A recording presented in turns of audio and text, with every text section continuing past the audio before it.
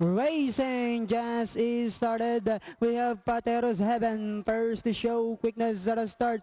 Si Senor moving up on the outside. Echikatsu in the middle portion. Lepanto all in. Don't explain. Catch me if you can. While Tarlac is the early trailer when going along for the first turn.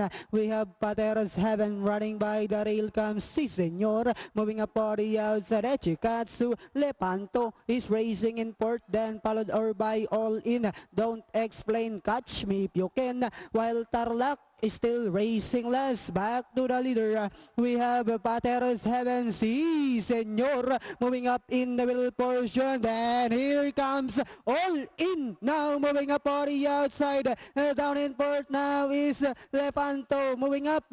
And on the far turn, two runners now matching their strides together. We have All In by about half length running by the rail. Si Senor coming closer into this Lepanto. And as they swing for home, All In by a length, and he have Si Senor in second. Lepanto is racing in third with about 100 meters of the race. We have All In this time by about 5 lengths, followed by Si Senor, Lepanto, and finally it's All In. Second is Lepanto, Si Senor, then comes Tarlac.